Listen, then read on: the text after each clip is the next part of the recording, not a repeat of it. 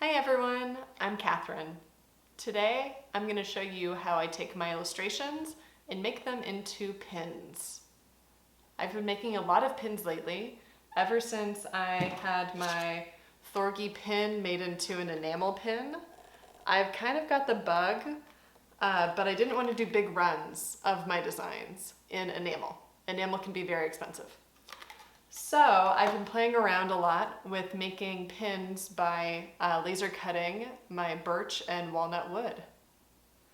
In order to laser cut pins, I've leveraged some of the designs I've already made. So for example, I made a Baby Yoda necklace and I leveraged that design to make a Baby Yoda pin. And I also have my Thorgi, which started as a sticker, has evolved into an enamel pin, and now I've made it into a wood pin as well. So I thought I'd share my process for how I take a vector illustration and turn it into a pin that I can laser cut, engrave, and hand paint all on my own in my own house. So this is actually my final laser cutting file for my necklace. So let's see how I take that and translate it into a pin. The main difference with a pin is that it's much smaller. And because of that, you can't have the same amount of detail and you can't have the same line thickness. So you can see here I've got 3 different line thicknesses. If I zoom in, I've got a very thin line, a medium line, and a thick line. For a necklace, that gives a lot of good definition, and it makes it look more professional by having that different line thicknesses in order to differentiate different amounts of wrinkle and what really makes the different pieces pop. So I started out, for this file, all of this is expanded. So when I shrink it, it stays the same ratio to each other.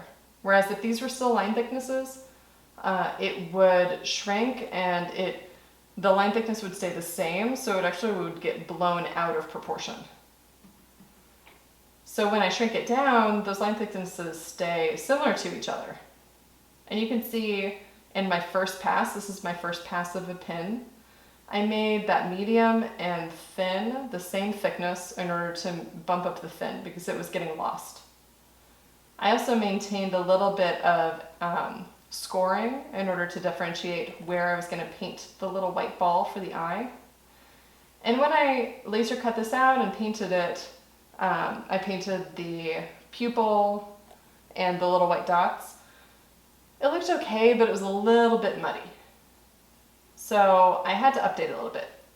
You can see on the second version of the pin that I did knock these line thicknesses down a little bit, and that helped them stand out.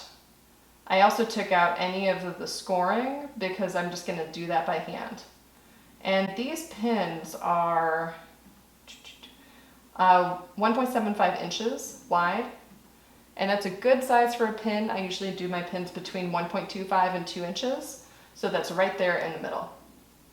So this is my final pin file, and what that looks like is this.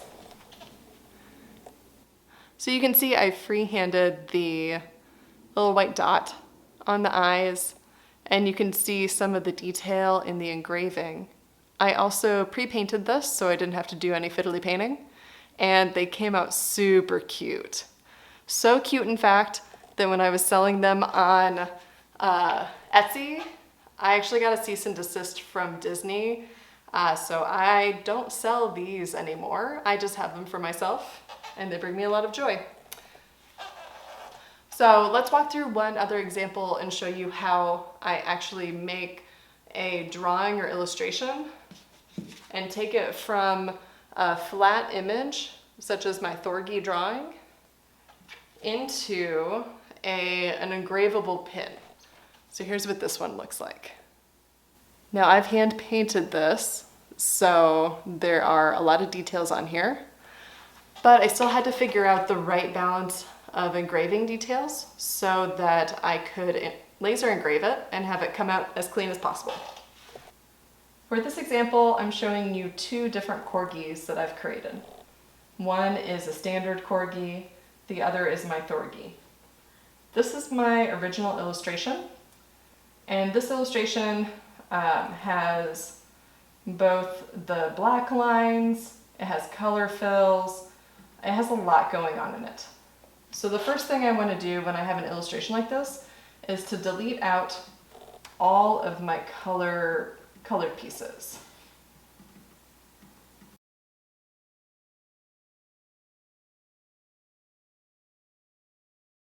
I'm not going to need color because I'm going to hand paint that later.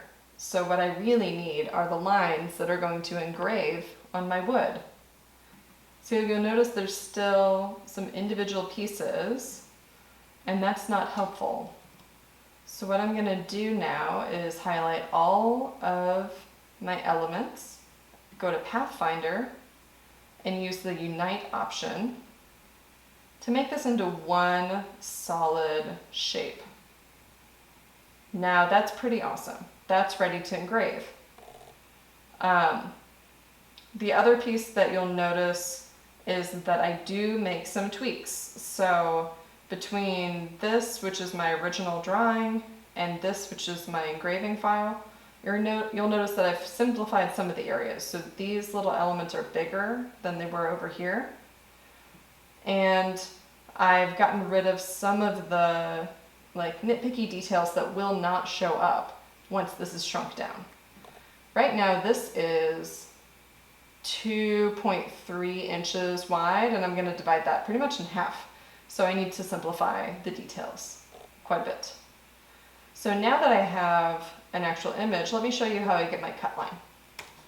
In Illustrator, this is now one shape. If I click into it, every time I double click, you'll see I go a layer deeper.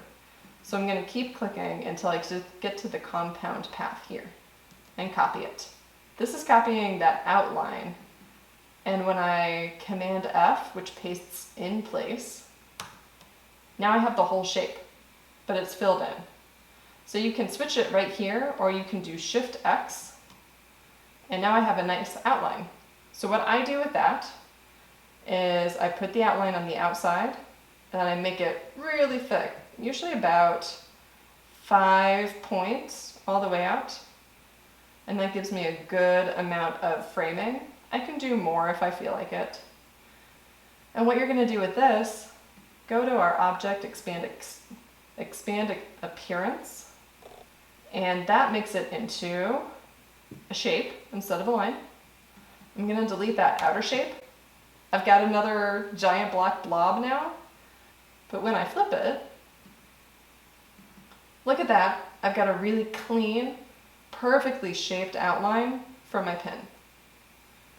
So I went from a colored illustration to having it all combined. I added an outline for my cut line, and now I just have to take it down to size. So I'll usually copy it, and from the properties, you just go ahead and change the size to whatever you want. This one, since it has a cape, I make about 1.5 inches, and then it's ready to laser cut. One other piece that I keep in mind when I'm making my files is how is it going to nest? So these cut lines, what's nice about it, let's make it a little bit thinner. Okay, I can tuck these in real close to each other, and now I've saved as much material as possible. I have a separate video for nesting, which is what this is called, where you tuck your designs up together to reduce material waste. And so now I'm ready to copy paste this, and I can make lots of Thorgi pins, and I'm ready to go. So when I laser cut my pins, I first put down a layer of blue painter's tape onto my wood material. That prevents some of the charring from the laser cutter, but it also allows me to then paint in all of those engraved areas. So what I do is I spray paint over the tape with black spray paint in order to really define those lines. And you can see here on my rocket ship, there you go.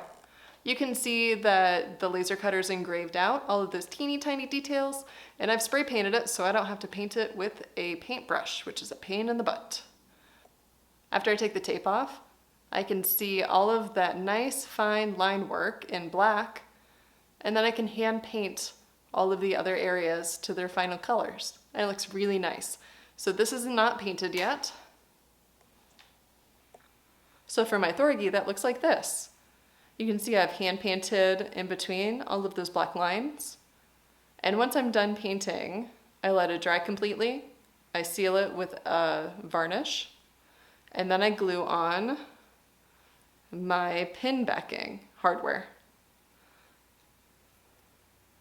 So this is a standard butterfly pin clasp, and this is a fully sealed, hand-painted wood pin. So thanks for watching how I change my laser cutting designs into pins. I hope you enjoyed this video. Thanks for watching. Like, subscribe, and happy laser cutting!